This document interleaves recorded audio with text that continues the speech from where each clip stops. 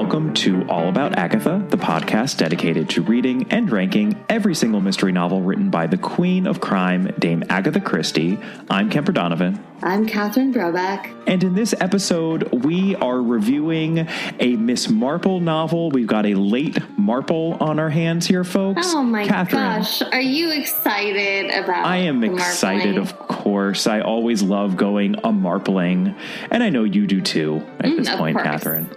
What are we covering today? We have some real dark Marple in this one, actually, to be honest. We do indeed. We are covering At Bertram's Hotel, which I actually like as a title quite a bit. I think it's a great title. This is one that I very much remember reading when I was an adolescent.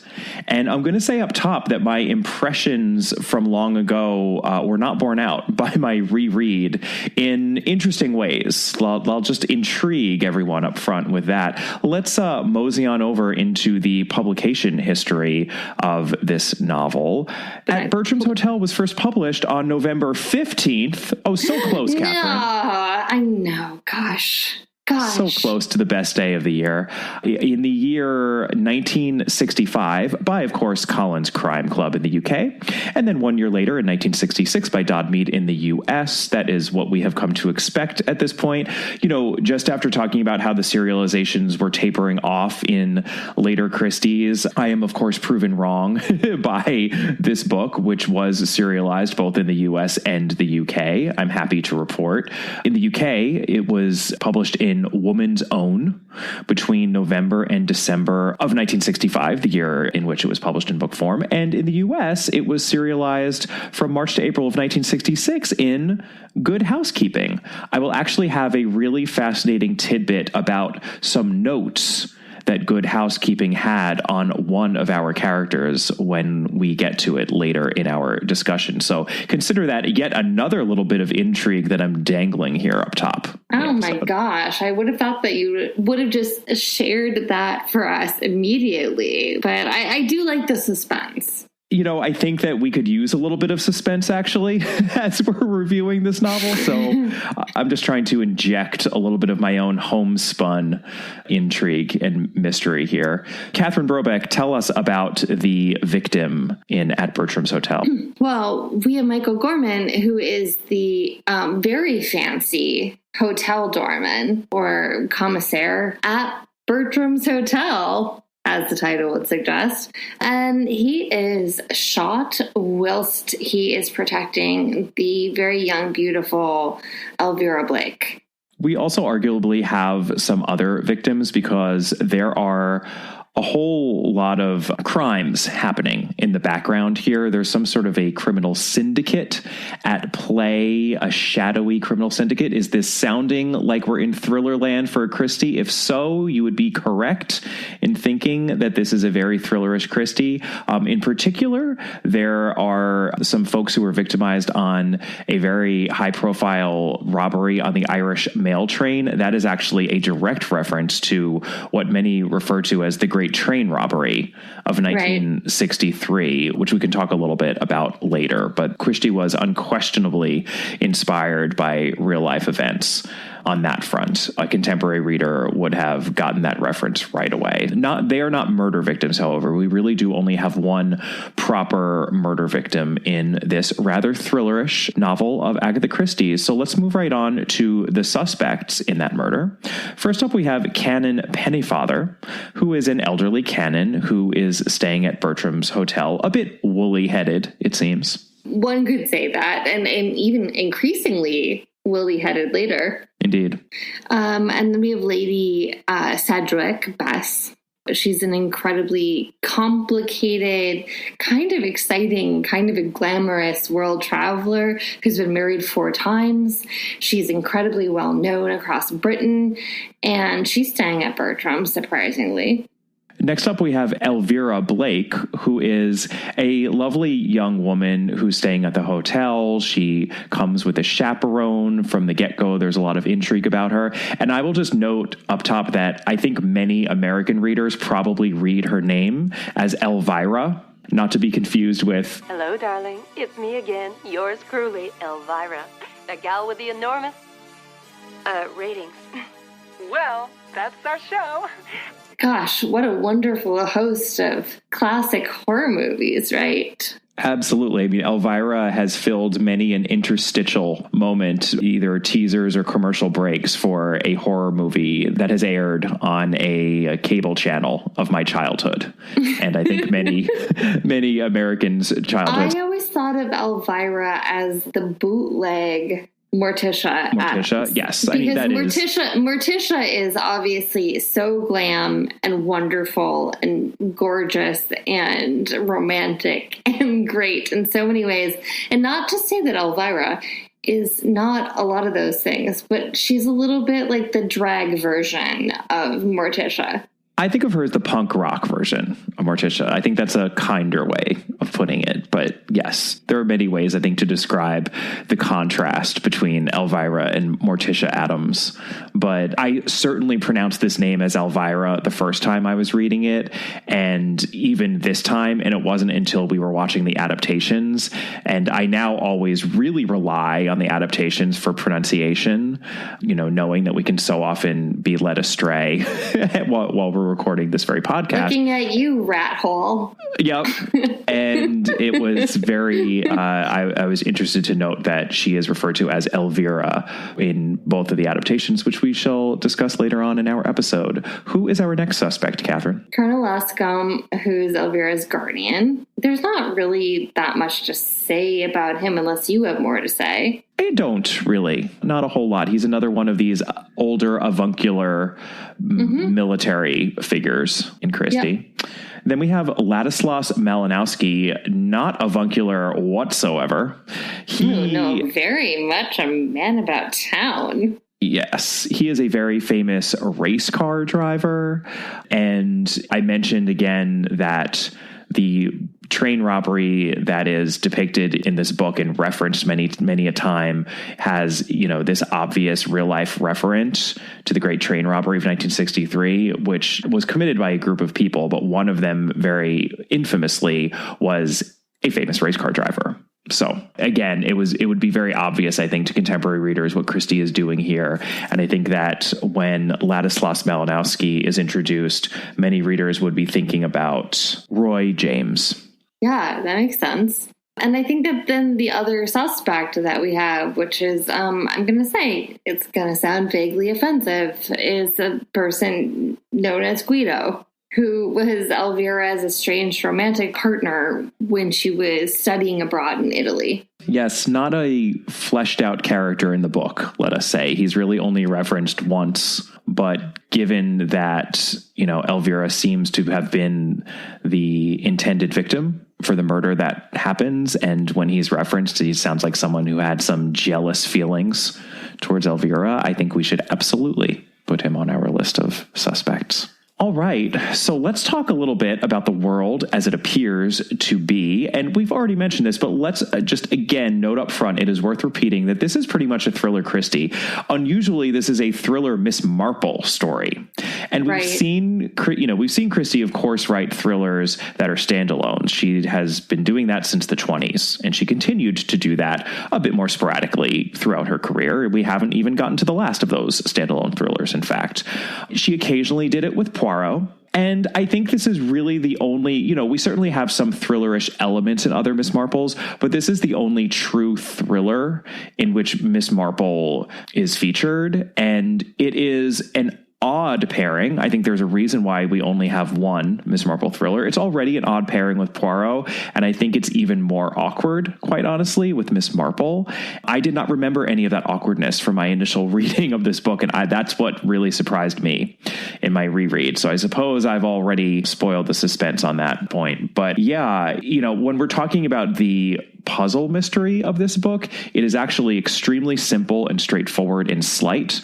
The lion's share of this book has to do with the thriller element. So luckily for us, that means that our plot summary is actually a little bit more straightforward, I think, than it normally is. We don't have a lot of plot intricacies to parse through. Although I'll note that this book is almost 300 pages long. Indeed. Yes, there's a lot of thriller happening here, but we don't need to belabor those plot points because they're not really worth belaboring, and they're not particularly confusing or perhaps even intriguing. So I think we can get through them fairly quickly. But where are we and what is happening, Catherine, when we begin?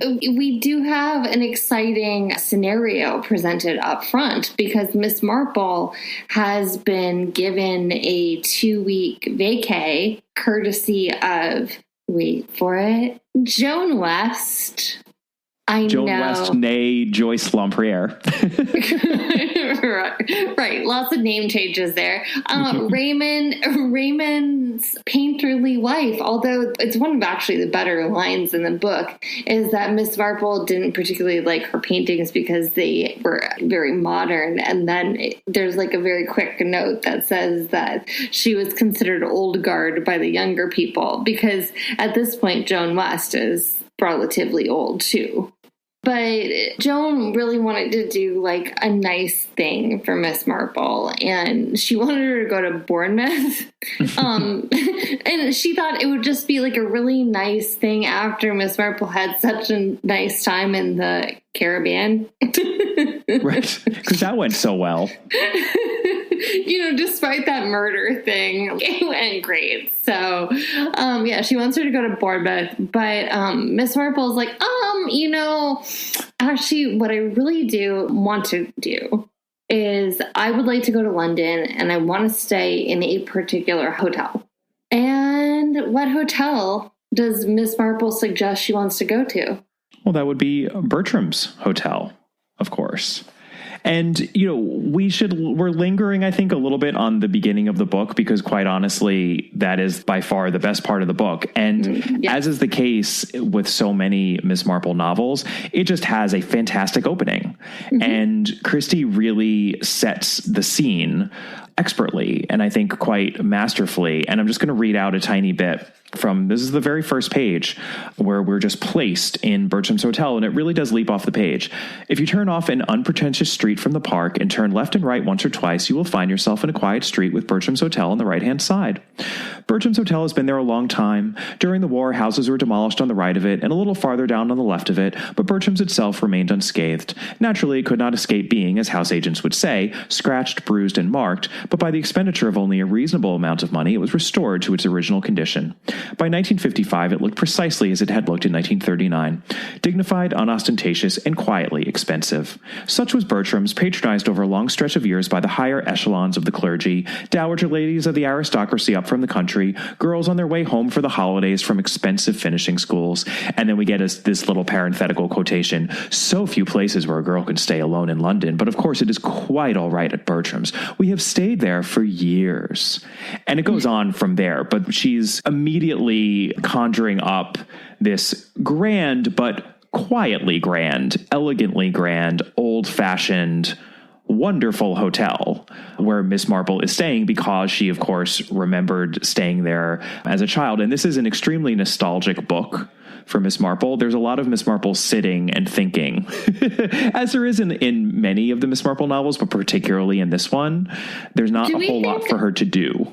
Do we think it's based on Brown's in Mayfair? Is that what we... Okay, so this is really interesting. There are no fewer than 3 hotels that people have theorized were the basis for Bertram's hotel. And actually, Janet Morgan writes about this in her biography. And you can tell she actually was a fan of this novel, or at least of the way that Christie conjured her setting in this novel. Janet Morgan writes, so skillfully did Agatha describe the atmosphere and situation of Bertram's hotel that for years readers believed they could identify it. Charles Osborne, for instance, has declared it an open secret, a secret de Polichinelle, as Poirot would say in Mrs. McGinty's Dead, that the model was Brown's Hotel in Mayfair.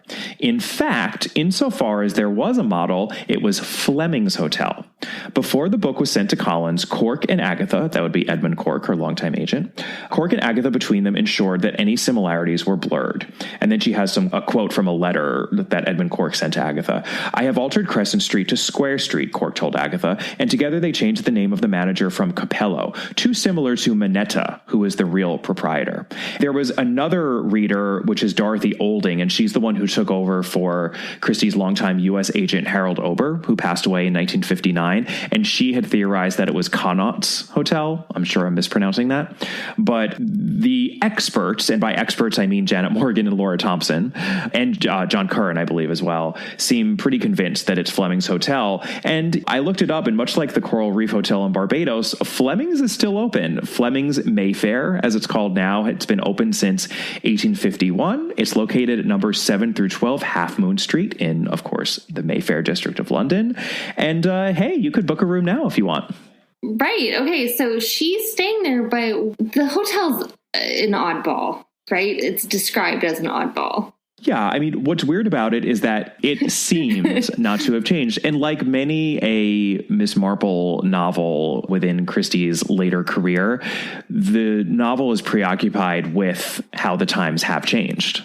And, you know, this is Miss Marple coming up to London. You know, we do have a couple of sequences in which she goes shopping and she goes and sees different sites.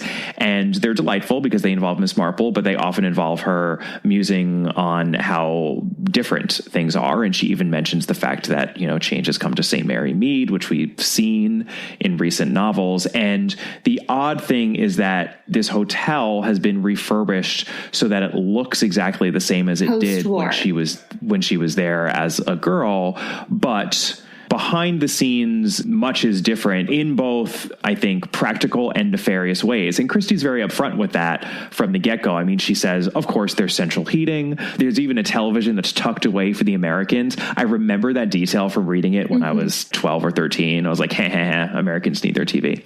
Well, and there are two different kinds of breakfasts, right? There's the orange juice and cereal breakfast, and then there's the old-fashioned full English. Right. Well, and we get, you know, we're told really from the beginning, because Christie's very much playing fair here. I mean, you know, we know that there's more than meets the eye to Bertram's Hotel right when she starts describing it, because what they seem to be doing, which is a very clever financial scheme, is that the hotel caters to rich Americans and other rich tourists, but particularly rich Americans who go there and pay exorbitant fees for their rooms and their food. But then for the sake of atmosphere, they allow the people like Canon Pennefather and Miss Marple to stay there at severely reduced rates, because those are the people who make the hotel feel like a relic from the past. So there's basically this triaging that's happening here in terms of price. And that's very clever. Is there perhaps something even more nefarious going on behind the scenes? We shall find out. Possibly. But I mean, it's really funny that like all of the rooms have all mod cons, right? But at the same time, the rooms that they put like a lot of the, you know, old dears in, which is a term that is thrown out very frequently in this book, those rooms like have different decor even. Mm-hmm. So it might have, you know, all the mod cons, but also the decor is deliberately made to look more familiar, you know? Yes. No, I mean, there is incredible attention to detail here, and it's all extremely well run and very cleverly run. And Miss Marple remarks on that. And we then have this great opening scene in which she's having tea with her friend, her old friend, Lady Selina Hazy. Love that name. And, you know, and interestingly, Lady Selina herself is a bit hazy, because she has this tendency, it seems, to think that that one person is another person. And she's constantly face blindness.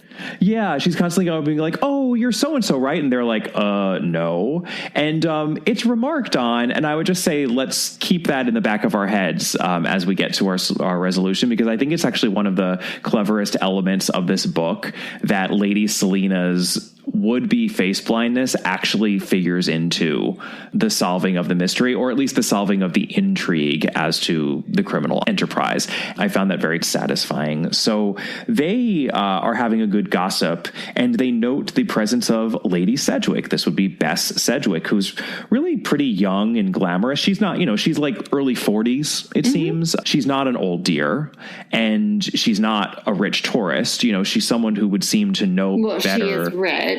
She is rich, but it's odd that she's here. Her presence here doesn't really seem to fit.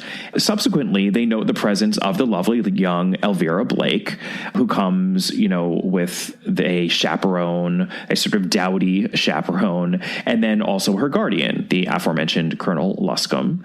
And also in the hotel is this race car driver, Ladislas Malinowski, who kind of barges in, and he's talking really loudly and making a bit of a scene. There just seemed to be a motley crew of characters here. Again, something seems to be amiss or just not quite ringing true about everyone who's gathered here in Bertram's hotel. Mm-hmm. And about how far into the book are we at this point, Kemper? Oh, dear. At this point in the book, we're about 150 pages in. Mm-hmm. Yeah. Sort of. We're exaggerating a little bit, but not much. I mean, I will put it this way. I actually calculated it. The murder, and we only have one murder that happens in this book. The lone murder to take place in this book happens approximately 72% of the way through the book. So 3/4 of the way. I mean, when we covered Death on the Nile, we talked about how the first and main murder of that book happens at about the halfway point and how it feels really long. Death on the Nile is one of my favorite Christies. I mean, she can get away with it, obviously. But in this book, I was like, when is the murder going to happen exactly? I mean, I was getting antsy. Right, because what we get in the middle of this is that we get this entire plot about Elvira and her inheritance and her paternity, and also a really bizarre jewelry scam that she's running. We know that Elvira's father is deceased, and we find out very, I would say startlingly, although you can guess it, that Bess is her mother. It's basically just like, what are you doing here? What are you doing here, Mom? Yeah, it's really just told to us. And it's not a mystery at all. Yeah, it's not a mystery. There are no clues. There's no way to put together the pieces and get to the answer that, oh, they're mother and daughter. We're just kind of told it. And we kind of had a sense that that was probably the case anyway. I think just honestly from our readerly sense of having read stories like this and the way that these two women are presented and the fact that Elvira keeps making reference to her mother and the way that Lady Sedgwick is mentioned, it just seems as though there's probably a long lost mother-daughter situation going on here. And lo and behold, there is, but it's really not a mystery that is in any way solved. No, basically there's just a confrontation where they are both like, go away. And we find out, that Elvira, she's worth an enormous amount of money. Not like a little bit of money, like a lot of money. Her father was one of Lady Sedgwick's rich husbands. We're told that Lady Sedgwick has been married 4 times, and the man who she married and had Elvira with was extremely, extremely wealthy. So right, Elvira is going to inherit. Right, when she comes of age, which is right now. Right. Well, and it seems that she'll either inherit when she comes of age or when she gets married, which is interesting. But yes, she's going to come into her money very shortly, and she seems impatient to do so. She also seems to be asking questions about, well, if I die, then who inherits my money? And, Colonel Luscombe is extremely perturbed by these questions. She goes to another of her guardians because she has a couple. And he's a lawyer, this second one. And he's also a bit disturbed, but he's the one who at least is a bit more forthcoming with information and tells her that she's worth a lot of money. It's all intriguing, but again, we're really not given any clues as to anything other than the fact that Elvira is preoccupied with her own inheritance and who might inherit from her. So let's keep that in mind as we now focus our attention on the Canon Pettifather, woolly-headed clergyman that he is. He was meant to go to Lucerne for a conference, but he went on the wrong day. One of my good friends from high school, actually, this is me showing my age a little bit because in the day I feel like of digital or online tickets, this really would never happen. But she totally pulled a Canon Pettifather once and went to the airport with a paper ticket, probably in 1996. And it was for the day before. And they were like, no. Yeah, you can't fly. Sorry. Oh, that's so and she was 18 when that happened, so she didn't have the canon's excuse of, old age and potential senility. So it happens. It happens. But yeah, she couldn't do standby. I remember it being just an utter disaster, and she couldn't go to where she needed to go. And I think she was going to college too. She was about to go for her orientation weekend. Anyway, it all worked out. It's fine. She's doing great now. But yeah, so Canon Pennefather cannot go to Lucerne. And what happens, we're not really told what happens when it's happening. This is also a bit of intrigue that is in no way clued throughout the story. So we have no way of piecing this together. But eventually we are told what has happened. And for the sake of clarity and ease of summation, I think let's just go ahead and say what happened to Canon Pennefather at the time. He was bonked over the head. He was bashed over the head, as happens in every Christie thriller, so check that box. Yeah, shout out to Tommy. He went back to Bertram's hotel, which he was not expected to do, since, again, he was supposed to go to Lucerne, but he went back to the hotel room, and he was promptly bashed over the head when he got into his room. And we won't say quite yet why or how that happened, but he woke up a couple days later from this grievous head wound with this very nice couple who had taken him in. They found him by the side of the road, essentially, and not at all in London, by the way, and had a doctor to attend to him. At first, they thought maybe he was just drunk, and seeing that he was a member of the clergy, they kind of kept the whole thing on the down low, which I thought was amusing. There's also a really interesting reference to the fact that the doctor that they got to take care of him, since they wanted to keep this whole thing quiet, clearly had lost his license because he had been performing abortions. It's not explicit. It's not explicit, but it's nearly explicit. I mean, they don't use the word abortion, but it was one of those times where I was like, oh, am I reading this? This is what happens when you read Christie closely. There's a lot going on in these books. Yeah, his name is Dr. Stokes, and he's been struck off what I presume is, the UK's public health register of doctors at that time, i.e. he lost his license by performing operations, quote, for a lot of girls who were no better than they should be. Yeah.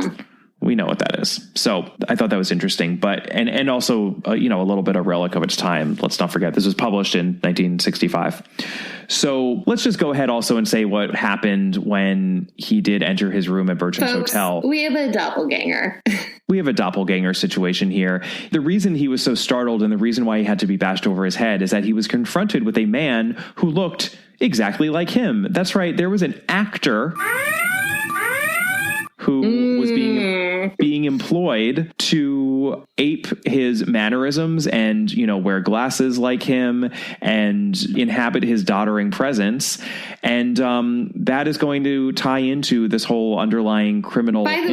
By the way, I want to make the point that actually we know this earlier on because the maid who goes to attend to Miss Marple very close to the beginning of the book is like the very model of an Edwardian maid, right? Mm-hmm. And she then basically tells Miss Marple, oh yeah, she's an actress. I don't think she tells Miss Marple she's an actress, but we do find out pretty early that she was an actress. Like that's what she was doing right before she was employed at Bertram's Hotel. They've just hired people to basically play act these old timey kind of roles. Right. But now that we know there's this doppelganger situation, I mean, why would someone be hired to impersonate one of the guests? And that goes back to Lady Selina's confusion, because there were people who looked like people she knew. And when she went up to them, they weren't who she thought they were, even though they looked like those people. And at that point, it was chalked up to just Lady Selina Hazy being hazy, but perhaps this is a bit more of a complicated situation that we have here at Bertram's hotel. And we do, of course, have an Inspector d'Histoire in all of this. Mm-hmm. We've actually got many inspectors d'Histoire. There are a lot of chapters in this book that consist of older policemen talking. Uh-huh. But the main Inspector d'Histoire is Chief Inspector Davy, who, because he looks sort of like a Father Time kind of figure, or just a jovial, rotund father figure from a fairy tale, perhaps. His nickname in the Force is Father. And at first, he has that nickname every now and then in the book when he's first introduced. But then I'd say in about the latter half of the book, he's just referred to as Father almost throughout. It's also disorienting when you consider that the canon Pennefather is also in this book. Right. I mean, I thought that Chief Inspector Davy actually was a good character. He felt like a real person. I think sometimes those inspectors d'histoire can seem a little sketchy or cardboardy. And right. He's a good one. He's very jovial, and he can sniff out Miss Marple's worth immediately. He's a very good judge of character, and he values her opinion and her judgment right from the get-go. So, I really just loved him for that. I would also like to note we had another inspector in this book. Sir Ronald Graves is another one of the older policemen in this book. There really are quite a number of them, but he's depicted as drawing a cat upon his blotting pad, and right after that a bulldog, which reminded me of Inspector Curry, and they do it with mirrors. I just really love when these inspectors doodle as they're doing their job. It tickles me. But let's just roll right into the world as it actually is by way of a number of clues. And again, since this really is a thriller with not much of a mystery, we don't have much in the way of clues, but we really do have a nugget of a murder mystery in this story.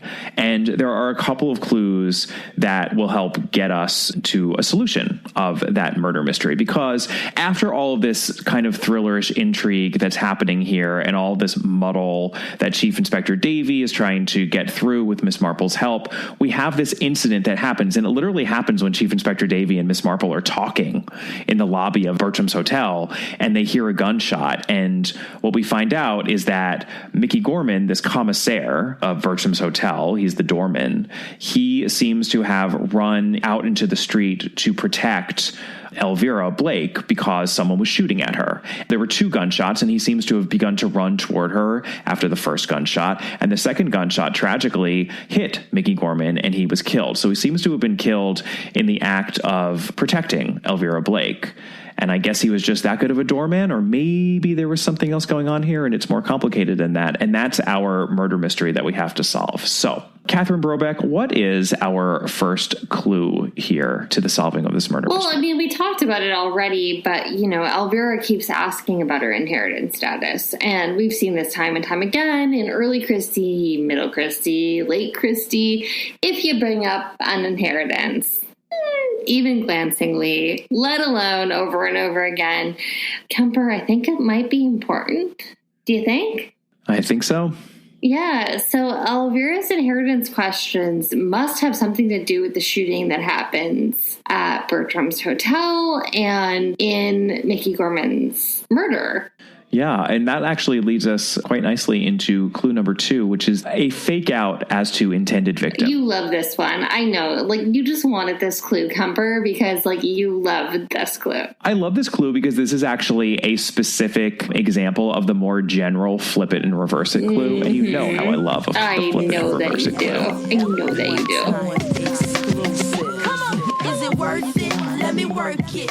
So we're really begged to assume that the murder of Mickey Gorman was accidental and that Elvira herself was the intended victim. Mickey was just trying to protect Elvira, who was staying at the hotel. But the deduction here, and feel free to skip 30 seconds if you haven't read Peril at End House or The Mirror Cracked from Side to Side or any number of books in between. But as we've seen in those books, maybe, just maybe, the person who seems to have been accidentally killed might really have been the intended victim all along. So we should at least just ponder whether Mickey Gorman was, in fact, the true target. So clue number 3, one of my favorites just in life, is Occam's razor. A classic. If we are to believe Elvira's story about what happened outside the hotel when Mickey was shot, there was a third-party shooting from somewhere at her who accidentally shot Gorman. But the deduction here is, wouldn't it be simpler if there were 2 people involved? And they were Elvira and Gorman? And wouldn't it be like pretty easy for Elvira to lie about this? Because I will say, we have not talked about this, but there are repeated mentions about how heavy the fog in London has been throughout the whole book. The fog in London is so heavy. So, yeah, wouldn't it be super easy for Elvira to lie about another person? I think it would. And I think this is also a little bit of a don't trust uncorroborated eyewitness testimony clue. Mm-hmm. You know, I mean, whenever someone says that they saw something or heard something, it's never to be taken at face value, especially if it can't be corroborated by other people. So let's just think closely about that. Our last clue has to do with a character who, it has been mentioned, has been married many times and has had a lot of dalliances with members of the opposite sex. And fast forward about 30 seconds if you haven't yet read The Mirror Cracked from Side to Side. But in that novel, you know, we had Marina Gregg and everyone talked about, oh, was she married 4 times? Was she married 5 times? And the fact that she had this early marriage to a nobody who turned out to be Arthur Badcock was actually odd and, you know, not the best part of the book, but significant. And I think often in Christie, when she's mentioning characters who have had lots of these sorts of dalliances from early on in their lives, they actually turn out to be quite significant. So we're told by Lady Selina, actually, when she's gossiping with Miss Marple at the very start of the book, that she knew Bess Sedgwick since she was a child. And what she says is, nobody could do anything with her. Ran away with an Irish groom when she was 16. They managed to get her back in time, or perhaps not in time, which is also, by the way, a little racy aside there from Lady Selina. Well, I mean, it goes back to your point about the doctor, right? Or it perhaps brings up, and this is why this is an extremely sneaky clue of Christie's, but what she's kind of layering in here at the start of the book is a question as to when and how Bess Sedgwick gave birth to Elvira Blake. And we can pair what Lady Selina is saying here with this conversation that Miss Marple and Elvira Blake overhear between Bess Sedgwick and Mickey Gorman, who we might just note is Irish, where they clearly have a past together. And I think it takes an astute reader to put these two pieces together. But the deduction here is that, well, and it's a leap, but it's not an unreasonable leap for an astute reader to make. Mickey Gorman is probably that Irish groom who she ran off with. And did they actually get married when she ran off with him? Did they get divorced? Because if they didn't, that might invalidate all of Lady Sedgwick's future marriages. Did perhaps Lady Sedgwick become pregnant at that point and give birth to Elvira? It doesn't seem to be the case because her age wouldn't line up then. It must have been late, several years later. I think it's pretty close. I think it's made the point that when she gets back, she's immediately married off. So, right, I mean, I think it would be very close.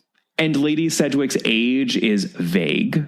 So we're not, we know that she's early 40s-ish, but it's like, is she late 30s? Is she early 40s? It's all a little bit unclear. So it's possible that Mickey Gorman could be Elvira's father. It's possible just that Bess Sedgwick's potential relationship with Mickey Gorman could somehow play a significant role in his death. If, again, we are not making the assumption that he was the accidental victim of this murder. So this is all, I think very difficult to parse out. And it's such a small part of what is just simply an overwhelmingly thrillerish novel of Christie's. But I think that this is the part of the novel that feels the most like a Christie puzzle mystery, which is why we wanted, we wanted to dwell on it a bit. So let's talk about our resolution and how we solve this mystery and come to an understanding as to the thriller intrigue. Well, so Elvira, her father has passed away. And so she, again, now that she's found that she's going to come into this huge inheritance, the idea that if she's not the child, or if she's an illegitimate child of his, because those are the two options, right? Either she could not be his child, in that Mickey Gorman would be her actual father, or Mickey Gorman and her mother never actually were divorced, and as a result, she also would be illegitimate because her mother's marriage would not have been legal. And it seems that Gorman was blackmailing Bess. It seems like he was potentially blackmailing her or making overtures to blackmailing her in that conversation that both Miss Marple and Elvira Blake overheard. And we also do know that Elvira Blake then went to Ireland to look into something, and she didn't like what she found. So what we discover by the end of the novel is that Bess Sedgwick and Mickey Gorman were in fact married. That when they ran off, and she was 16 and ran off with the groom, they did marry and they never divorced, which does mean that she is technically illegitimate because her mother was never actually married to any of these future husbands, including Elvira's own father. And or, there's some fuzziness in the text. I think that it is an open question that she was at least worried that she might have also been Mickey Gorman's daughter. I think it's really a legitimate question, because I think that it's like within like a month or two after Bess comes back that she marries Elvira's father. Here's what's so frustrating, though, because we are told unequivocally at the end of the novel that it didn't matter because Elvira Blake is named in her father's will. Yeah. Her would-be father, her biological father, whatever. This man who died put all of his money in trust for Elvira Blake. Yeah. And she is Elvira Blake. It does not matter if she is his biological daughter. It does not matter if the marriage between this man and Bess Sedgwick was invalid because of Bess Sedgwick's earlier marriage. What's so frustrating to me is that Elvira Blake has spent the first half of this novel asking people questions and then taking trips to do research, and she never bothered to do the research into whether or not it even mattered. She would have gotten the money anyway. Well, the novel never makes a point that she's smart. It doesn't, but she also doesn't seem stupid. And she seems like the kind of person who is very self-protective. She's I actually think Elvira Blake is a very well-drawn character. I don't like her character at all. I don't even find her particularly interesting, but I think Christie does a good job of drawing her interiority or even her inwardness of character. She's the kind of person who never reacts to anything outwardly. She just takes everything in, and she's extremely, I think, selfish and self-protective, and she wants what she wants, and she'll do what she needs to do to get it. And I find it hard to believe that she would have gone to all these lengths without even really understanding the law behind it, when really Christie could have solved this problem by making the terms of the will more vague. It could have just been that Elvira's father left his money to my daughter without naming her. And then she was worried that she wasn't actually his daughter. That is actually a change that is made in the ITV adaptation of this novel. The other thing that's been going on here is that obviously all these crimes are happening in the background. We've got train robberies. What we find out is that there's an underlying criminal enterprise here that uses Bertram's Hotel as its headquarters, essentially. Bertram's Hotel is a front. I mean, it is a facade, and it's a place where criminals can congregate. It's a place where they can store loot that they've just stolen. It's just generally a hive of activity for all sorts of crimes that are taking place all over the country. And who are the people at the center of it? Well, before we even get to a resolution, we've been told who the financial backers of it are. They're the Hoffman brothers, who are just these rich Swiss brothers that quite honestly reminded me of the Koch brothers.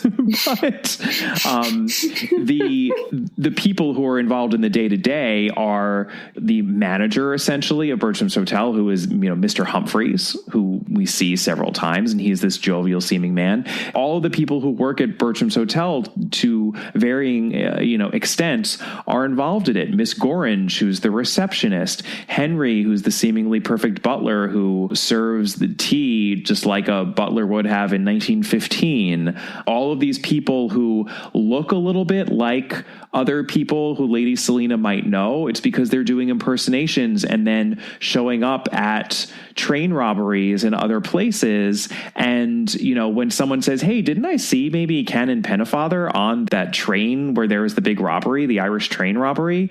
That's just confusing and weird, and it kind of muddles what's going on, and it's used as a means of obfuscation. And if this isn't really completely making sense as I'm trying to explain it, I'll be honest, it didn't really completely make sense to me either. I found that Christie got very vague when she tried to explain and reveal what this criminal enterprise was actually all about, which is something that does tend to happen in these thriller novels. Right. I mean, I think the downfall of this book is that the plot is pretty straightforward if it comes down to it, right? Girl doesn't quite know her parentage, is concerned about the inheritance, murder ensues. Straightforward, right? It's like, that's like a mystery that could have appeared in a 6-page Poirot short story in The Sketch in 1923. Yeah. So essentially, though, that is the plot, right? The puzzle mystery. Agreed. But this book, as I said at the beginning, my copy is 270 pages, and most of that is really about detailing a lot of these weird background thrillery heist things that don't quite come together. I completely agree, and I think we can really see that at the end of the book, because if this book has a fabulous beginning, it has a dreadful ending. I think that this might be the worst ending of a Christie novel that we've read thus far. Well, I mean, I said at the beginning, jokingly, we get some dark Marple here, but like, boy, do we. Well, because what happens is that Elvira did it, right? So, as we laid out, she lied. Presumably She presumably did. She lied, and she actually shot Mickey Gorman because she wanted to make sure that she was going to inherit, even though she didn't bother to understand the inheritance laws. And the reason given, by the way, is not just pure greed, which I honestly would have been fine with, but the fact that she is in love with Ladislas Malinowski, the race car driver. Who her mom has also had a thing with. Let's just not overlook that. Yeah, he has been involved with both Bess Sedgwick and Elvira Blake, and she is madly in love with him, Elvira, but she knows that he only wants her because of her money. So to keep him in her life, she knows that she has to inherit her dead father's money, which is, currently being held in trust for her and will soon come to her.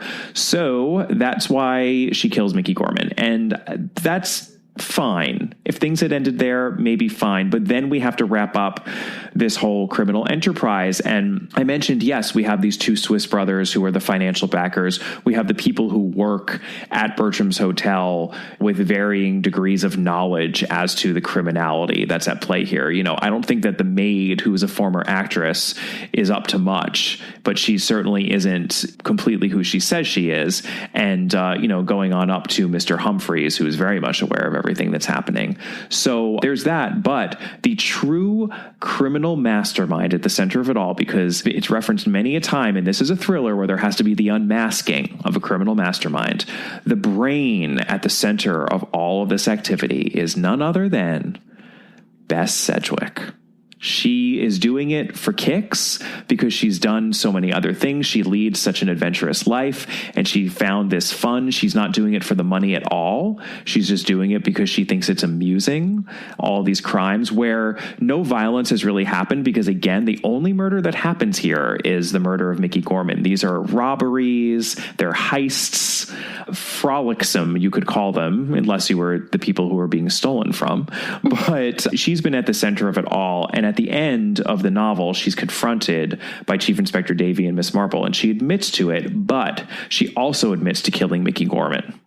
And what Miss Marple intuits is that, well, this is finally the mother instinct kicking in. You knew in a Christie that the biological mother was going to have to assume the mantle of mother eventually.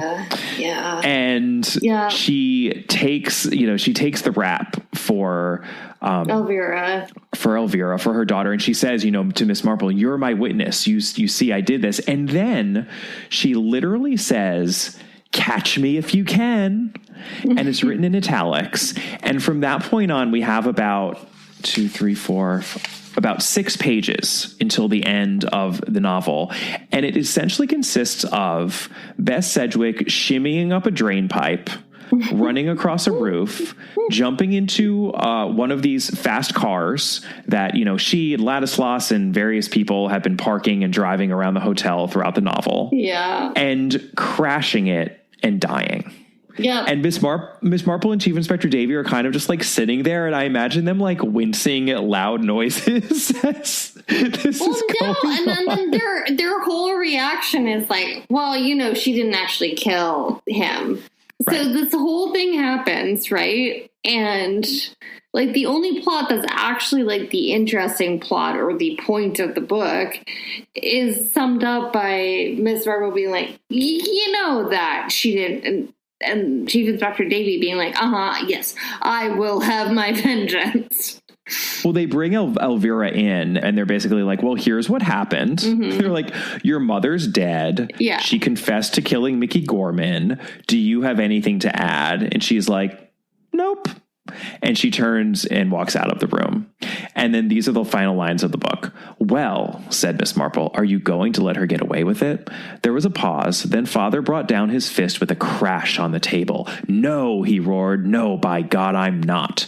Miss Marple nodded her head slowly and gravely. May God have mercy on her soul, she said. Well, I mean, I also have to say that one of the more messed up things about that, especially the fact that he is called Father repeatedly, is that the mother finally protects her daughter, right? Mm-hmm. And then you get somebody who's now in the second half of the book being called Father repeatedly, and he's like, I have to punish her. I'm going to crush her. Yeah. I'm going to like crush her. And there is something really disconcerting about that wording, I would say. Well, to a certain extent, although it was a slightly different issue that they had with it, Good Housekeeping agreed with you, Catherine.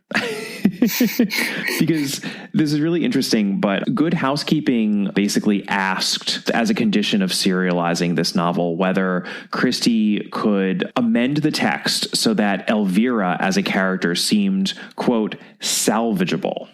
Laura Thompson actually speaks very eloquently on this because she says, when the book was sent to Good Housekeeping for sale as a serialization, the magazine wrote that if they publish, they must indicate that the daughter will at least have some psychiatric help and guidance. There has to be some hint that she is salvageable.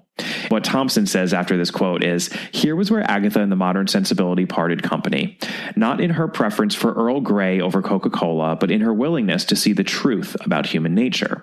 She had always known the wretchedness of which people are capable. This was the kind of thing that she wrote without comment and without the need for comment. It was her subject matter. And in her old age, she saw a link between the naivete of the modern world, its politicized belief in the perfectibility of human beings, and its love of ideology, anarchy, and violence. And that is about as much of a commendation as I think you can give to what Christie has to say in these thrillers as a close reader can. I mean, I know what Laura Thompson is saying there, and I agree with her to a certain extent. And I mean, I don't necessarily need Elvira Blake's character to be salvaged. I think that that is a modern sensibility of like, oh, well, she's this young woman. I don't need her character to be salvaged. What I need is the text to not do what it's doing, which is like pitting mommy and daddy against each other with a girl. Right. And with daddy clearly winning. Correct. That is where the problem lies. Yeah. It's an icky ending. It's an uncomfortable, really icky ending. It's an uncomfortable and awkward ending. And I think I'm also going to start using this book as an example for when people talk about how Christie ends everything tidily in her books. I mean, let's be honest, this isn't one of my favorite Christies. Relatively speaking, I actually don't like this book that much. That's always a relative statement where Christie is concerned. I'm always delighted to read any Christie, but she's certainly doing something very interesting here. You did a really Fraser Crane intonation right there. Delighted. But, she is doing something different here. It's interesting. I don't like it, but it's certainly not a tidy ending. This episode is brought to you by Best Fiends. I'm so happy to be able to say this, Catherine, but this summer, we are going to be able to get out and about a little more than we have been in the past year and a half. And you know what that means? That Howie the Lizard and I can take our relationship on the road? Well, in a way, yes, because Best Fiends is actually incredibly easy to play when you're on the go. You don't even need an internet connection to keep the game going. It's the perfect travel companion, actually. And Best Fiends is so light, so refreshing, so casual, so fun a game. It'll make it summertime inside your brain every time you dip back into it. Oh, man, Kemper, it's just going to be me and Howie, and it's going to be, summer lovin' had me a blast. Wow. So engage your brain with fun puzzles and collect tons of cute characters. Trust me, with over 100 million downloads, this 5-star rated mobile puzzle game is a must play. Download Best Fiends free on the Apple App Store or Google Play. That's friends without the R. Best Fiends.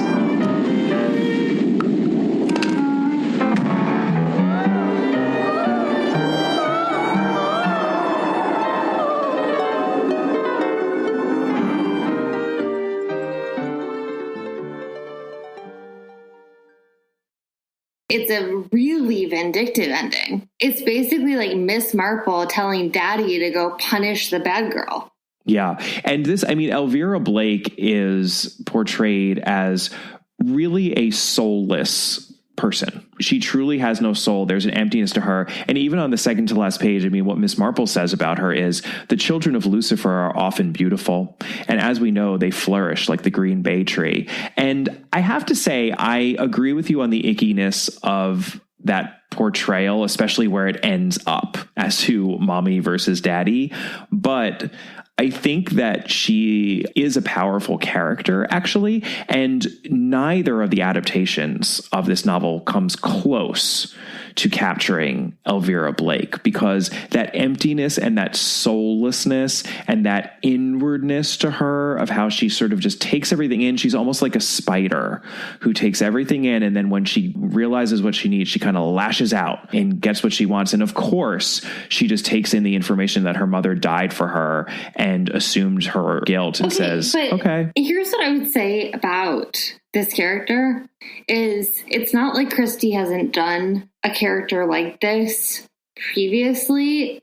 And you know exactly where I'm about to take this, I'm assuming. Fast forward if you haven't yet read Five Little Pigs. If you look at Elsa Greer is terrifying, right? Mm-hmm. Legitimately terrifying. But Elsa Greer in the, finale of Five Little Pigs is probably, and I really hold this still to be true. It's one of the best things Christie ever wrote because there's a pathos to it, despite her being terrifying. Yeah, I agree with you. She's certainly done this character before. Fast forward again if you haven't read Peril at End House, but Nick is another of these characters. Totally so. But those characters, I think they pack even more of a punch because especially Nick at least seems as though she's something that she isn't. And when the veil is lifted and you realize how soulless she actually is, it's kind of shocking. And same really with Elsa Greer, even though we're put on notice, I think, much earlier about who she actually is, but it still is pretty shocking at the end. That's a shocking ending. Elvira, Christie describes her also how she has these curtains of hair on either side of her face. And it's one of the few times where I think I can see the 60s setting. I can see her. She's one of these middle part. Yeah, she's a mod girl with the middle part. It makes me think of the book that came out in the last couple of years, Emma Cline, The Girls. Yeah. Which is her telling about the Manson family. About the Manson family. Let's give Christie her credit. She captured something that has a flavor of the time in which she was writing. I think Elvira truly is a young woman of the mid-60s. I think that character actually works on some level. I don't like where she goes and where she ends up, and I really don't like the kind of thriller dressing of this novel overall, but I do think that there are things about it that are quite interesting, and I think that she's one of them. Would say the characters are okay in this. It's the logic of the plotting that doesn't make any sense. I absolutely agree. And I think before we jump ahead to the rankings, let's talk. I often say let's talk really briefly about the adaptations, and then I end up monologuing for 45 minutes. But I promise you, Catherine, I am not going to do that in this case. They're fine. I mean, I admitted this to Kemper. I watched both of them on mute because I was doing something else. So I watched them with closed captions, which made for a differently weird experience that I had not previously had. We've watched a lot of Agatha Christie adaptations at this point, listeners, so sometimes we have to multitask a little bit when we're watching adaptations for episodes. I sometimes will do some of my research for an episode while I'm watching the episode, so I'm giving it 2/3 of my attention. Have you ever done one at double speed? I haven't come to that point. Oh, no. Well, I'll bet there are people who are listening to this very episode at 1.5 speed because that's how I listen to all of my podcasts. I've actually been told that I specifically speak so quickly that people can't listen to our podcast at 1.5 speed because I'm talking way too fast. Oh, I've never listened to us at 1.5 speed, but that is an interesting comment. I've wondered in the past, could I watch one of the Christie adaptations at like double speed?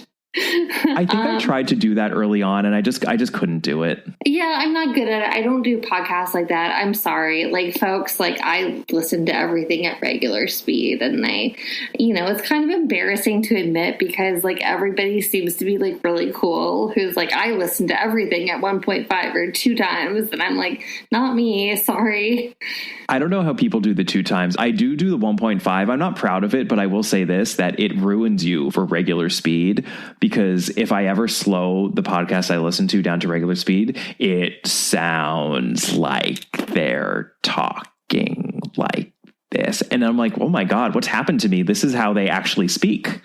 So it's not really a good thing. I think you should be quite pleased with your 1.0 listening. So very, very briefly, first adaptation is, of course, our beloved Joan Hickson for the BBC. This aired in June of 1987. It was the third of 4 episodes of the second season. All the Miss Marples we have left are actually from that season because we still have Sleeping Murder and Nemesis.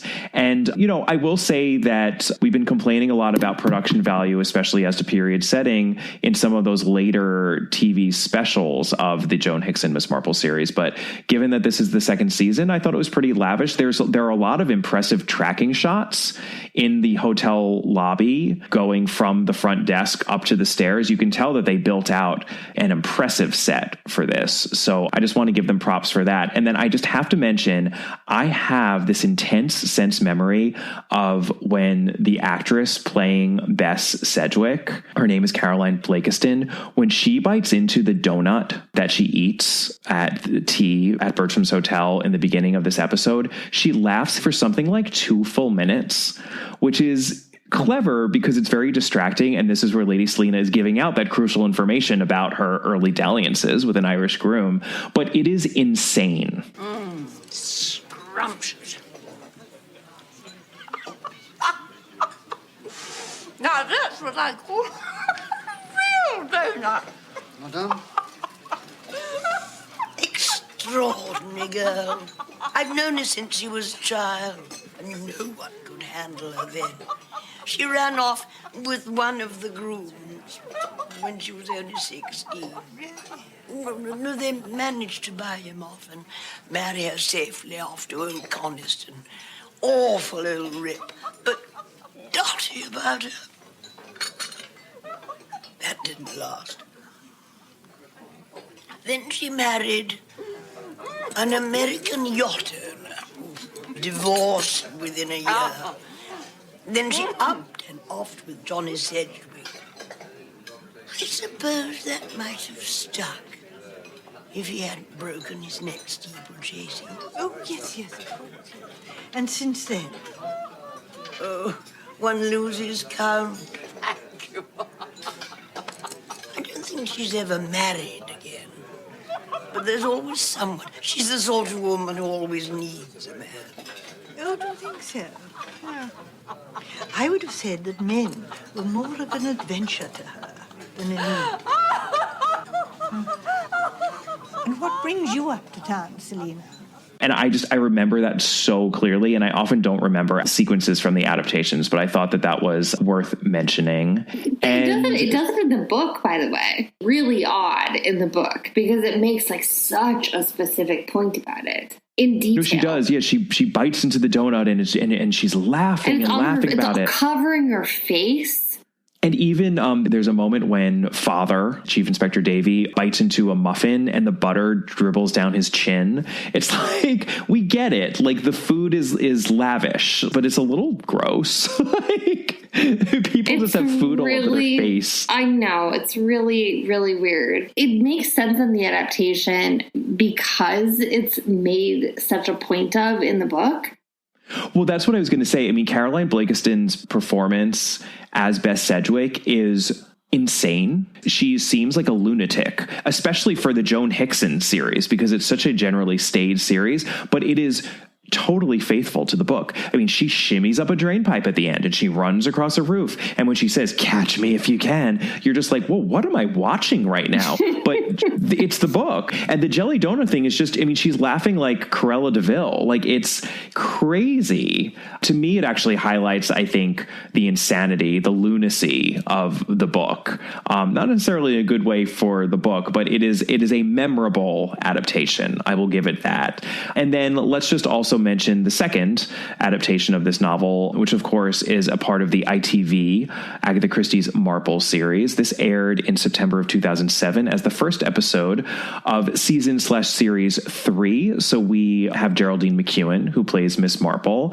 I want to actually just quote our good friend Mark Aldridge, as I often do, because I think he often puts it so well and so pithily. It uses an overbearing amount of cacophonous music, which reaches headache-inducing heights as it serves to underscore every last moment at excessive volume. The adaptation pushes the series even further towards farce and cliche with a Nazi vicar and a tediously obvious subplot involving twins. A surprise but welcome highlight is the presence of former soap star Martine McCutcheon as Maid Jane Cooper, a character that the audience can care about and is easily the most likable aspect of the whole production. And for American audiences especially, Martine McCutcheon would be Hugh Grant's love interest in Love Actually. Yes. Yeah. I got there before you, but yes. Yep. And this is Natalie. She's new, like you. Hello, Natalie. Hello, David. I mean, sir. Shit, I can't believe I've just said that. And I've gone and said shit. Twice. I'm so sorry, sir. It's fine. You could have said fuck and then we'd have been in real trouble. Thank you, sir. I did have an awful premonition I was going to fuck up on my first day. Oh, piss it. I love her in Love Actually, and she really is. She has such a sympathetic presence on screen. And what's nice is that there's this arc with her where she is kind of Miss Marple's sidekick, but in the best of ways, because she obviously also is extremely smart and has a good brain for detection. And at the end, she says, you know, not only has she fallen in love with the Inspector d'Histoire, who's rather dishy, but she is planning on becoming a female policewoman because that's something that's becoming possible in the 50s. And there's this line, "Things are changing, Jane, and I think for the better. Good luck, my dear." and it's kind of nice, actually. And Martine McCutcheon is just so charming in the role. And, I actually wasn't as annoyed by the overscoring as Mark was, but I know what he means. And it's like they kind of were throwing the kitchen sink at this episode, as the series sometimes does. But I kind of couldn't blame them with this adaptation because they were just trying to up the intrigue and the mystery factor, I think. Although, again, they had another famous person appear as a character. This time it was Louis Armstrong, who's just doing some jazz in the ballroom at Bertram's Hotel. And oh boy, the impersonation of the actor playing Louis Armstrong, I did not like. The only other thing I want to mention is that Lady Selina in this version is played by, did you catch this, Catherine? Yes, I did. Tuppence Beresford herself. I know. From our beloved Partners in Crime early 80s series, Francesca Annis. Yeah. She plays Lady Selina, and I enjoyed her as well. I also thought you would appreciate, I don't know if you caught this on the closed captions, but the Inspector d'Histoire, his name is Inspector Byrd. And we find out at the end, I could tell that it was going to happen right before it happened when Martine McCutcheon says what his first name was. And I was like, oh no, she's not about to say Larry, is she? His name's Larry Bird. Are they trolling us at this point? I'd be remiss if I didn't point out a rare overlap between Catherine's two passions for Agatha Christie and basketball. I know. I mean, I really do. Well, I mean, if you can find one about infrastructure, then you really get the trifecta. Right. One day. We still have time. Yeah, we still have a couple of books left. Maybe when we're doing Postern of Fate. Well, no, a passenger to Frankfurt. I mean, I suppose we could talk about some trains. We could. Yeah. So those are those two adaptations. They're both fine. Again, this isn't a book that I think is screaming for the perfect adaptation. So I am perfectly happy with what we have on the adaptational landscape. Let's transition into rankings for this novel. And Catherine, I think you already laid it out pretty well, which is that a lot of the problems with this book have much more to do with plotting, actually. And what Christie is doing right, I think, comes down more to book-specific character and even setting and tone with an emphasis on setting. I think she's doing a lot of interesting things there. So this is going to be one of those times where I think we're going to be a bit harsh when it comes to plot mechanics and plot credibility. You know, I usually start out by quoting our good friend John Curran, but interestingly, he didn't really have much to say about this novel. Big surprise. In his books, yeah. But luckily, Francis Isles, a.k.a. Anthony Barclay Cox, did in his contemporary review for The Guardian. And I quite agreed with it because it's a perceptive yet kind commentary on it. He said, "At Bertram's Hotel can hardly be called a major Agatha Christie novel, for in spite of the presence of Miss Marple, the denouement is really too far-fetched. But does the plot matter so much with Mrs. Christie? What does matter is that one just can't put any book of hers down. And you know what, Anthony Barclay Cox, I agree with you, although right now the plot does kind of matter because we're going to be ranking plot mechanics and plot credibility, and I think it's not all that great here." I mean, I think we've had actually a really nice conversation about this book. This book is not good. Yeah, and it's mainly, I think, because the puzzle mystery is slight. You know, the murder, again, only happens in my copy, page 183 of 251. Three-quarters of the way through the novel is when we get our murder. And it almost feels beside the point because there's so much thriller intrigue. You know, Maurice Richardson, who's another critic who we quote from time to time of Christie, he wrote another contemporary review which was similar to Cox's, and he said, "AC is seldom at her best when she goes thrillerish on you. This one is a bit wild and far-fetched, but it's got plenty of that phenomenal zest and makes a reasonably snug read." And again, I think that's a very kind review. Well, that's kind because, here's the thing. I, as our listeners know, love NRM. And I mean, NRM has kind of a ludicrous plot, but I love NRM. It's delightful. If it were up to me, it would be higher probably than it is right now. This is taking elements of those thrillers and putting it into a Marple, and then it's taking the best parts of Marple and the worst parts of the thrillers. I think, we talked in Cat Among the Pigeons about how in that case, she actually did marry a thriller plot and a Poirot mystery pretty well. Yeah, I think And NRM, Tommy and Tuppence are doing their adventure thriller hijinks, but we also have a murder mystery, and it's a lot of fun, and it's a very breezy read. And I think that, too, is a very easy marriage of those two genres, which she doesn't always pull off. And I think, unfortunately, this is one where it's really just awkward, and it doesn't work because the thriller stuff is a bit of a mess. I mean, it was even hard for us to explain as we were just summarizing it.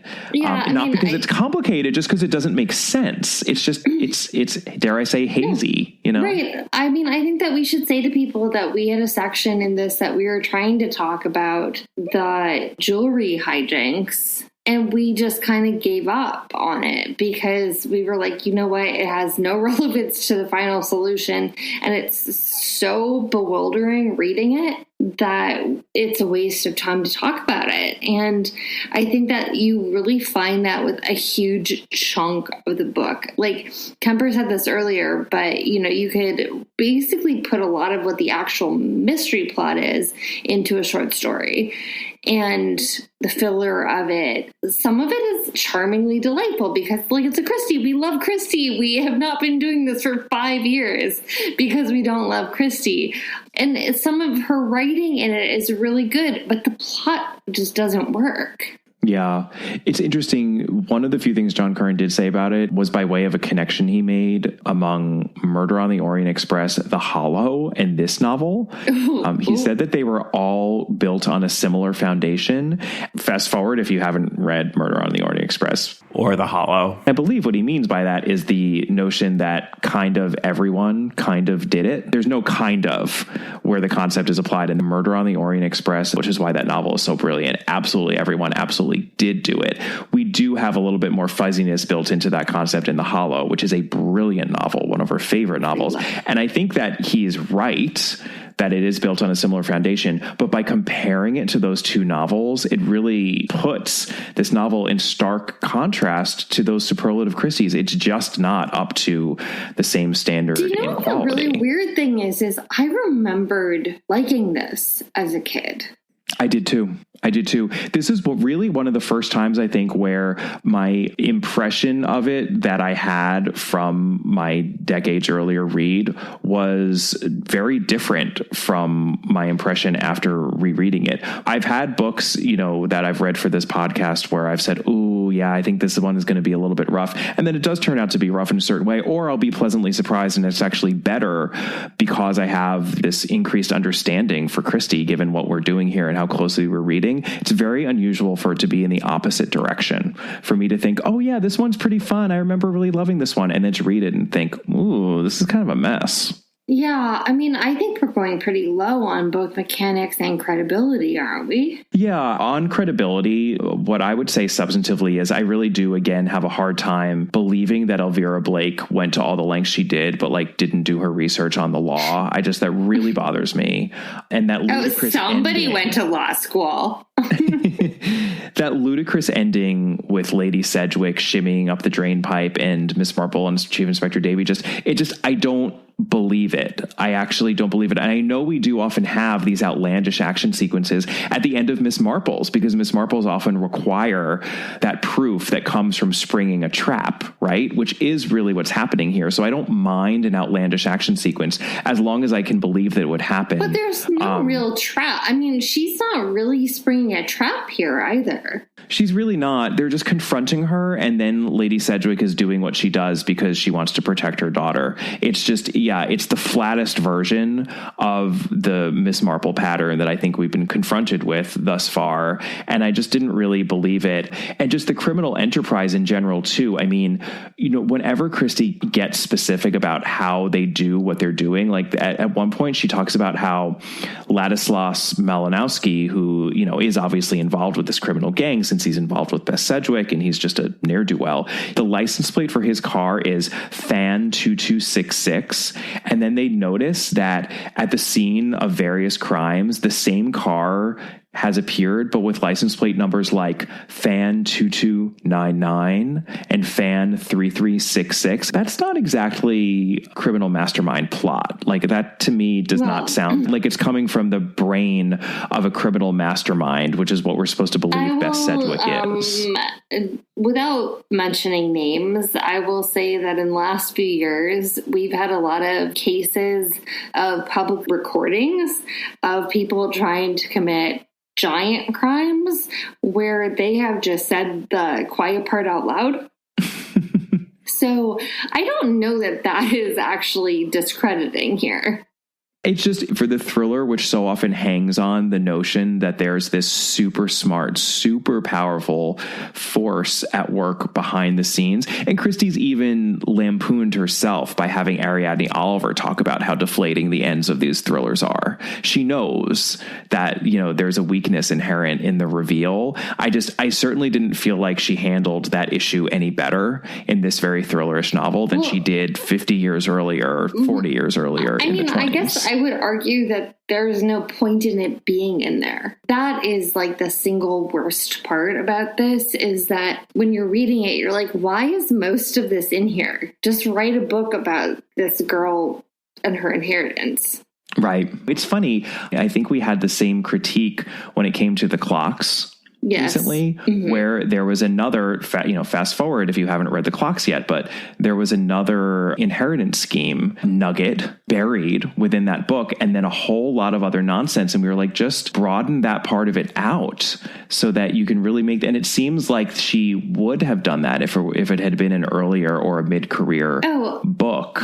I think so. And I mean, it's one of those things where it just is odd to read because you read 30 pages of like some random attempt at stealing a bracelet, and you're reading it and are like, where is the plot of this book going?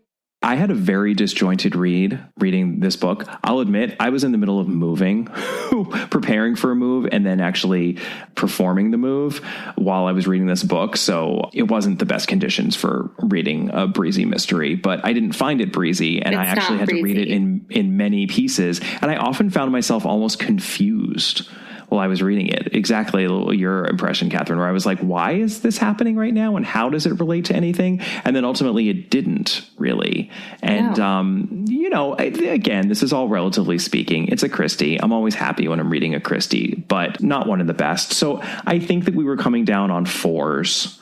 For plot mechanics and plot credibility, which is pretty low, an 8 out of 20. Let's move on to series-long characters, and this pains me so much, Catherine, because this is my beloved Miss Marple. I know. And I do actually think that we have a couple of great Miss Marple moments. I have to pull out at least one of them, which is her recollection of going to the Army and Navy stores, because this is straight out of Christie's own reminiscences, which she very much details in, her autobiography.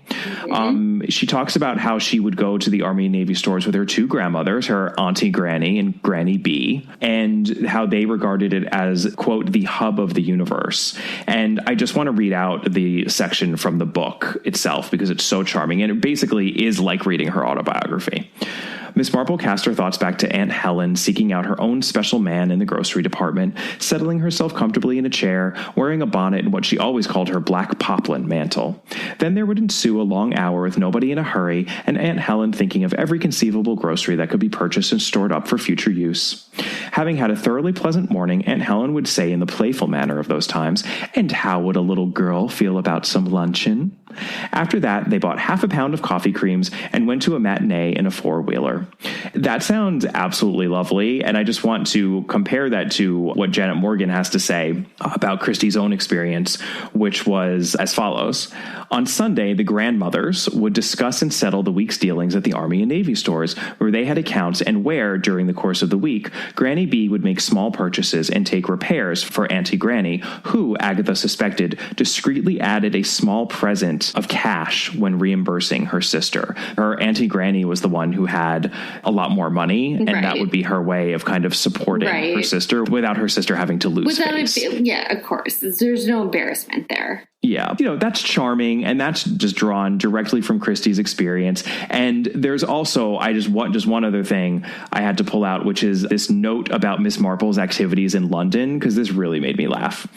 It has to be regretfully noted that she did not avail herself of the wide cultural activities that would have been possible to her. She visited no picture galleries and no museums. The idea of patronizing a dress show of any kind would not even have occurred to her.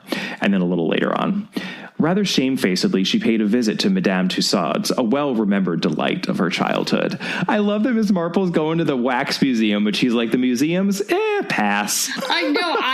I will be honest, Kemper, it really hurt me. That part. I was like, you're not going to the actual museum and you're going to the wax museum? Let me just go bash my head into a wall, please.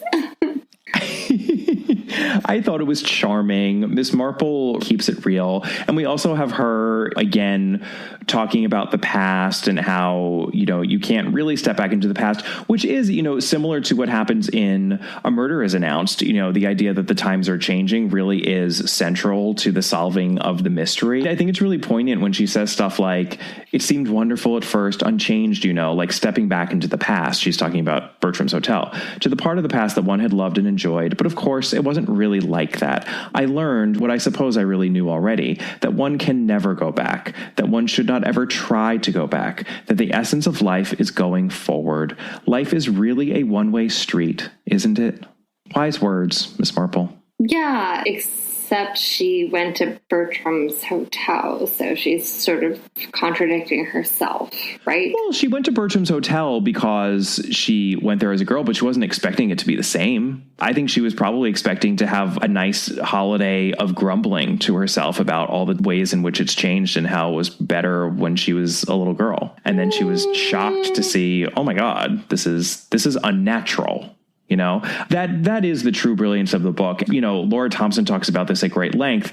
It really belies the notion yet again. I mean, how many times do we need to belie this notion that Christie set everything in this fake idyllic England circa 1936 or what have you. Right. You know, she really did put herself in the real world. And it's almost as if she's critiquing the people who weren't reading her closely enough by saying, oh, you think this is what I do? You think that I just want everyone to exist as they did in, 1925 with a perfect butler and the polite receptionist and the maid bobbing her head? Well, I know very well that that is not real. And if you think it's real, you're a chump.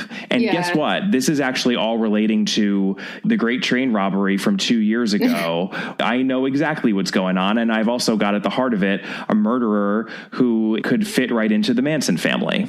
So there's some power in that. I mean, I think that Christie is refuting her critics to a certain extent with this novel. And that's probably the best and most interesting thing you can say about it. I just wish that the thriller elements weren't there or were done a little bit more artfully or just didn't overwhelm the mystery as much as they do. Yeah, agreed. So we're doing 4 and 4 on plot mechanics and plot credibility. And then what on characters?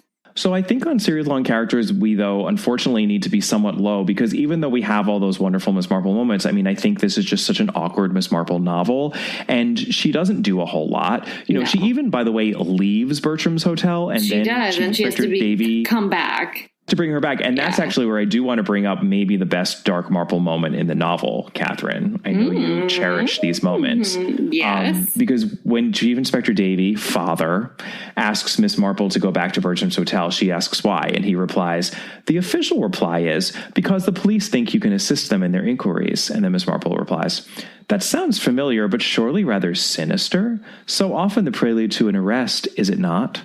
And father replies, I'm not going to arrest you, Miss Marple. Father smiled. You have an alibi. I feel like Dark Marple had a shiv ready in her fist, and she was like, if you take me, you're coming down with me. I'm not going down because I've killed many people. This is not how it ends. My love, it's a knitting needle. Well, it's a knitting needle that's been melted and shaved into a shiv. It has a shiv end. Oh. It's a knitting needle shiv. She actually has 2. It's just you don't see it. That's the part that's concealed by yarn in her lap. That is totally Dark Marple's weapon of choice. Yeah, of course. But yeah, I mean, I think it's such an awkward fit for Miss Marple, and that ending where she's just sitting there and then Bess Sedgwick is monologuing and then crashing her car. I think we have to go pretty low on series long character. I would say probably a 4 as well. Yeah, I think that's probably accurate. And we should just note in passing that technically there are 2 other series long characters here. Colonel Pikeaway, because he's going to appear in Passenger to Frankfurt. And then Mr. Robinson had appeared in Cat Among the Pigeons, and we will be seeing him again as well. I'll also be mentioning him briefly in our Stuck in Its Time category. So let's move on to book-specific characters. And I think the book actually does fare better here. And another critic who had something to say about this book, Robert Barnard, who we quote from time to time, he called the plot of the novel, quote, rather creaky. But he rightfully pointed out that the best thing the novel has going for it is its setting and even to some extent its characters. He pointed to Elvira Blake as well as, quote, one of the best observed of the many young people in late Christie. And I don't have to reiterate, but I do think that's true. I think that Elvira feels like a creation of the mid-60s, and she's convincing, even though she's or perhaps because she's fairly repugnant. I did at least believe her. I could see her, the straight hair on either side of her face, the curtains of hair. Laura Thompson actually drew an interesting parallel between Bess and Elvira as mother and daughter, and Madge and Agatha as sisters. She wrote, Madge was Bess Sedgwick in At Bertram's Hotel, impatient, adventurous, compelling, whereas Agatha was Bess's daughter, Elvira, quiet, compliant, infinitely complex. And that just puts a slightly different gloss on Elvira that I thought was interesting, which is why I wanted to mention it. But I know exactly what she means there. I think there is something to be said for that, for Bess being this, performative, larger than life, and Elvira really is her foil, and everything is just contained. She herself is a facade, just like Bertram's Hotel. And like the hotel, she's rotten on the inside. Are you saying that about Agatha? I'm not. I mean, that's why it's a different gloss, in that you can argue, as Laura Thompson is, that the duality there has to do with being quiet and complicated, right? There's a lot going on inside, and you would never know it to look at Elvira from the outside. And I think that that's often what people would say about Agatha. She was a quiet child. She was a dreamy child. Listen, that's often what you would say about writers. Sure. I mean, but listen, we've talked to Laura Thompson at length, and her book is wonderful. But I mean, I do think that description is maybe not equivalent to what Elvira is, because Elvira, there's not really a suggestion in the text that she has layers. The waters don't seem to run deep there, and it's not in any way seemingly reflective of Agatha. So I don't know that I agree with that at all. I think it's more about being outwardly performative and larger than life, and the person who attracts attention versus the person who is staid and quiet and does everything on the inside, all of the thinking and plotting, whatever you make of that verb. There are a lot of different ways to plot. Agatha Christie certainly did spend her life plotting, didn't she? That is going on the inside. I don't know if I would say that she is a layered person, but I would say that she is a more complicated and certainly different person from what she seems on the outside. She seems vacant on the outside, and while there's an amorality or an immorality to her, I think that she certainly isn't vacant. There's a lot underneath there. Agree to disagree on that count. Where are we landing? I'm having a little bit of a Jane Wilkinson on her, I think. Again, interesting. She's blonde, isn't she? Well, blonde. All these blonde murderesses. Maybe I have a thing against blonde murderesses. Is that I wouldn't blame you. I did also think that Henry and Miss Gorringe were excellently drawn. I know we barely talked about Mr. Humphreys, but he's in there too. Just real quick, the way she introduces Henry is very effective. Henry, a large and magnificent figure, a ripe 50, avuncular, sympathetic, and with the courtly manners of that long-vanished species, the perfect butler. So I think we're coming out relatively high, although not crazily high in this category. What were you thinking, Catherine? I guess 6. Yeah, I think that's fair. I think that it's being generous, by the way. It's being generous. It's being generous. Yes, I think we could say 5, but I think let's be generous because we like to be generous on this podcast when we can. There's a lot of good stuff actually as to these characters, and even those police inspectors and those various official men. It's not that those scenes are boring. It's just that sometimes they seem a little beside the point and perhaps too long. But those were at least okay characters as well. They didn't bleed into each other as much as they could have. Fair enough. So setting and tone, let's just start with setting. I mean, I already read out the first page when she starts describing Bertram's Hotel. Bertram's Hotel is a great setting. I see it. As often is the case with Christie, when she's drawing from something pretty specific in real life, she often does it well. We can tell that this is a real hotel that she was familiar with. She stayed in many a London hotel. I believe it, even if I don't believe the criminal enterprise thriller plot. Yeah. I believe the physical setting for sure. No, I mean, having stayed in Mayfair, there's a real sense of place there. Those sort of old-fashioned clubs, I've certainly, weirdly enough, been in several of them. And it's pretty clearly presented. I like it. The setting is probably one of the better things to recommend the book. Agreed. Robert Barnard, again, was very complimentary about Christie's setting. He said the hotel atmosphere is very well conveyed and used. And then he also pointed to one very specific passage, which I thought was interesting. He said, note the reflections in chapter 5 in the novel on the changed look of elderly people, showing that the sharp eye had not dimmed, even if the narrative grasp was becoming shaky. And here's that passage that Christie wrote on elderly people. I actually thought it was quite good as well. Elderly people nowadays weren't like elderly people then. They had that worried, harried look of domestic anxieties with which they are too tired to cope, or they rushed around to committees and tried to appear bustling and competent, or they dyed their hair gentian blue, or wore wigs, and their hands were not the hands she remembered, tapering, delicate hands. They were harsh from washing up in detergents. Well, doesn't she also talk about, like, people in the past wearing, like, black mantillas, basically, at some point in there? When she talks about going to the Army and Navy store, her Aunt Helen. Yeah. Right? Yeah.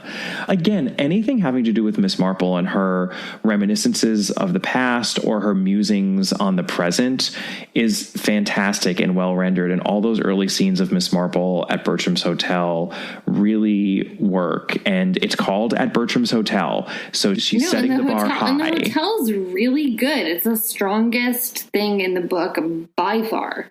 Yeah, I think because of our issues with the bagginess of the thriller element and the way that it just subsumes the mystery, unfortunately, this is one where the read is not as easy and breezy as it usually is. So if anything, this category suffers more for tone than it does for setting, which is quite unusual. It does. Yeah, it's not usually where we land here, but yeah, the tone is just so uneven. It's a hard read. I hate saying that. You know how much I hate saying that, Kemper.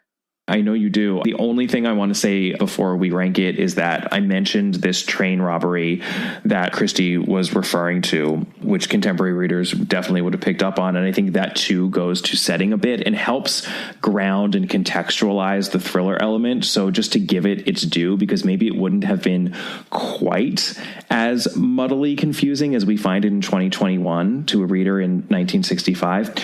I got this actually from Mike Holgate in his book, Agatha Christie's True Crime Inspiration, which I refer to from time to time. And he wrote that the great train robbery of 1963 was still fresh in the public mind when Agatha Christie wrote At Bertram's Hotel in 1965. He wrote, a jet-setting racing driver who handles a getaway car in the, quote, Irish mail train robbery was doubtless inspired by a real-life thief with a talent for racing, Roy James, who played a leading role in the most audacious heist of the 20th century. On the 7th of August, 1963, the train was duly stopped by rigging a railway signal located on an isolated stretch of track. All of these people stormed the cab of the train. They actually coshed the driver over the head for initially refusing to move the train along the track to the waiting vehicles.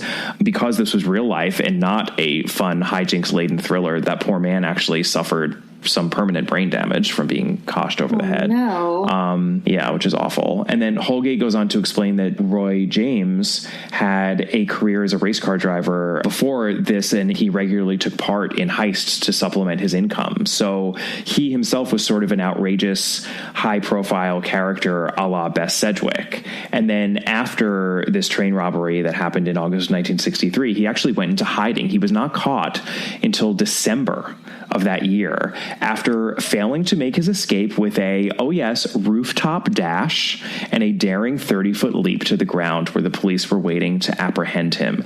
And Roy and his co-conspirators each got 30 years in prison, which was considered a lot.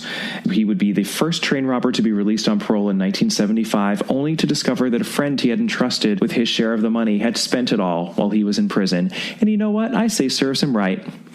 But, you know, there are just some obvious parallels there to Bess Sedgwick and her escape plan at the end. And I think that helps to explain a little bit just what appears to us as the ludicrousness of this book, the lunacy of that thriller plot. So I just wanted to give Christie her due there. But I think for this one, we're coming out a little bit lower than we normally do. But again, a little higher than you would think, given all of the complaining we've been doing.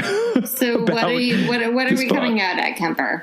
I think we had said a 7, actually. Yeah, I think that seems about right. And that's mostly for the setting. And so then I think that we should talk about the deductions. There should be 1 at least, I would say. There's some weird stuff going on in here. I think there's some xenophobia surrounding the underlying criminal enterprise. You know, when Mr. Robinson was introduced in Cat Among the Pigeons, it made me uncomfortable. And it made me uncomfortable again when we were introduced to him here. Christie writes, he was a fat man and very well dressed. He had a yellow face. His eyes were dark and sad looking, and his mouth was large and generous. He frequently smiled to display over large teeth. And it's just kind of this notion that there are these Swiss brothers who are involved and just continental types, right? Who are swindlers. There's a very strong hint that they are Jewish. Yes. We have the usual anti-Semitic xenophobia that Christie seems to fall prey to even now, even 20 years after World War II, which is a little shocking and disappointing to me, but, I think it was fairly ingrained. Again, we're not judging her for it, but it does jar when we read it today, which is why we are going to note it as a depiction that feels stuck in its time. And there are a few other moments peppered in the book, but they were really all in the mouths of characters, so we will give her the benefit of the doubt on that. And I think 1 deduction does feel right. Do you feel strongly it needs to be more than that, Catherine? No, definitely not. All right, so we are at our favorite part of the episode, which is when we do our tallying up.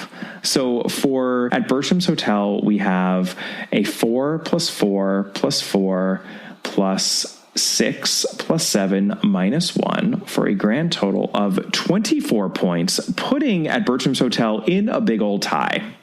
I am actually very happy with where this is landing. It's landing rather low, which I think is warranted. Let's see how you feel, Catherine. We have a number of titles at 24 points. Okay. They are in descending order: The Moving Finger, Dumb Witness, Murder is Easy, The Murder on the Links, and The Mystery of the Blue Train. And they are in 42nd to 46th place out of 56 novels. So our lower third. Well, I think we all know my opinion that Murder is Easy should probably be higher. And I actually think that The Moving Finger is a Miss Marple that we were pretty hard on when we first covered it.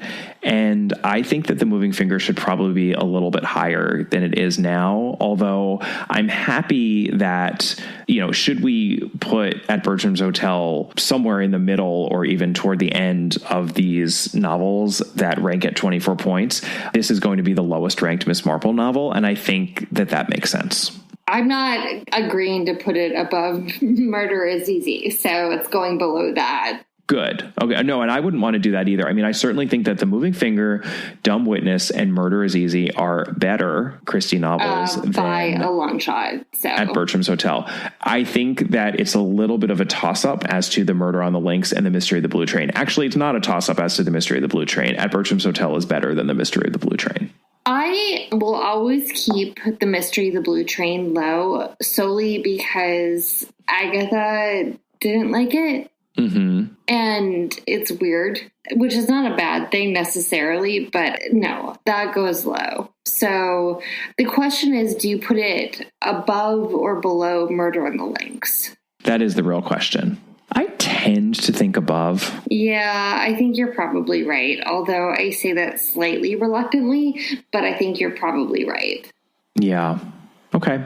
Let's put it above. And, as always, we will revisit these rankings so we can adjust as we see fit at that time. Perhaps we'll do a little bit of adjusting for this one. And that puts at Bertram's Hotel in 45th place out of 56 novels. How do you feel about that, Catherine? Given my reading experience, I feel pretty good about that.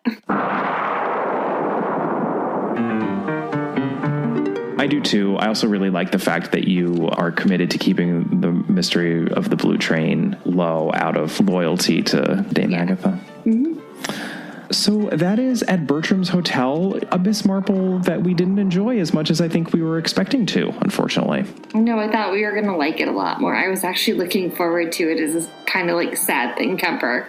Yeah, well, our next novel will be a Poirot, actually. It's going to be Third Girl, late Poirot. Which I think have to it should tell be- you, I have no recollection of reading at all.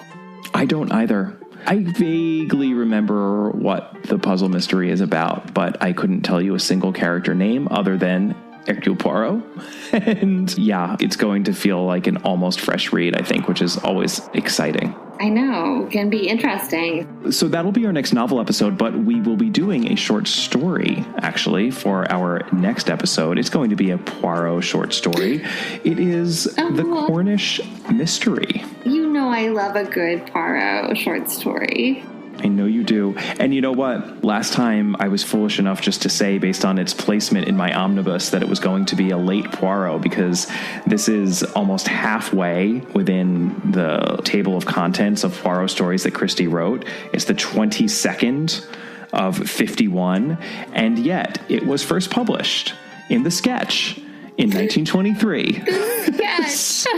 Yes. My favorite. No, that makes me happy every time. God, she wrote a lot of those Poirots. So just to give a little teaser of the publication history there for our next episode. So take a look at The Cornish Mystery if you would like before that episode, and then Third Girl after that. We're getting down to the wire here, Catherine. We're swiftly approaching single digits, I hate to tell you. So we need to cherish these Christies. In the meantime, you can reach out to us. You can find us on our Patreon site over at www.patreon.com/allaboutagatha. You can email us at allaboutthedame@gmail.com. You can find us on Twitter at allaboutthedame. Catherine is individually on Twitter at Brobcat, and our Instagram handle is at allaboutagatha. If you haven't yet done so, please take a moment to rate and review us. It helps other people find the podcast, and we love hearing from you and getting the feedback. And we'll see you next time. Bye.